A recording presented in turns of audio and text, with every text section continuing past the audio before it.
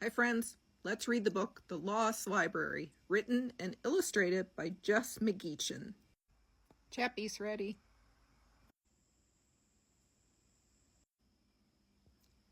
When Oliver moved to a new house, he had to leave lots of things behind. But at least he had his books. He could escape to different worlds with the turn of a page. Oliver knew all about books, but even he was surprised to find one fluttering behind his bedroom closet. It must have been left behind, thought Oliver. He would have loved to keep it, but it belonged somewhere else.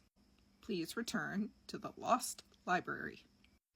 Where was the lost library? Surely someone must know, thought Oliver. But everyone was too busy or too sleepy to pay attention. Everyone except for Rosie, his new neighbor. I know someone who might be able to help, she said with a smile. Oliver and Rosie walked quietly to the front desk. The fluttering book closed its covers and dropped into Oliver's hands.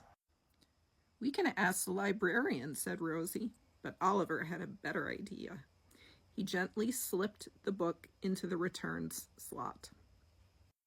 No sooner had it disappeared than the floor beneath them gave way.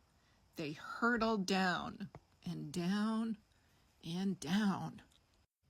They landed with a soft thud. Books of every shape and size filled the shelves around them. I think we're trapped, whispered Oliver. How exciting, replied Rosie. At least we found the lost library, said Rosie cheerfully. Oliver sighed, but now we're the ones who are lost. They made their way past books about pirates and Peru, toucans and tennis. And when they got to the books about boats, they began to row. As they sailed past books about storms, Oliver felt nervous. I'm not a very good swimmer, he said, but his words were lost in the wind. Luckily, just within reach, Rosie found a book to help. Oliver read how to knot a bowline and hoist the mainsail.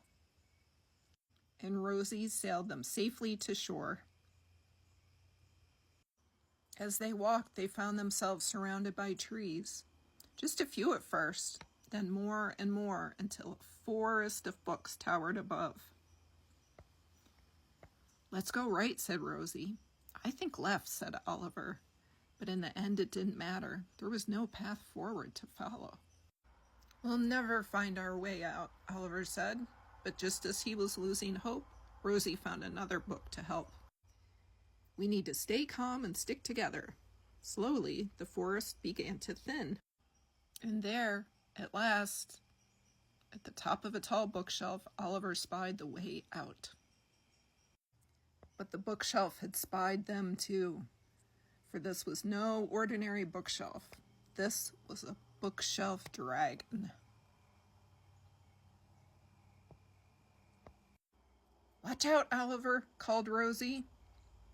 The dragon snapped and snarled. It didn't like being woken up at all. Oliver was sure he was about to be eaten, and there was no book to help with that. But there was a Rosie, for Rosie had calmly sat down and begun to read aloud. If there's one thing everyone likes, it's being read to. Slowly, the bookshelf dragon drifted off to sleep. Oliver and Rosie climbed quietly up the dragon's back, careful not to wake it up.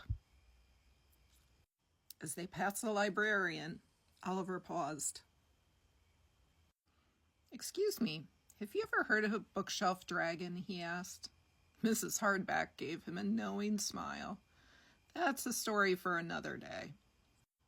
Oliver and Rosie loved reading together. They could visit different worlds with just a turn of the page, and they always kept an eye out for lost books. Just in case. And that's the end, friends. If you like these illustrations, find the artist online at drawthemoon.com.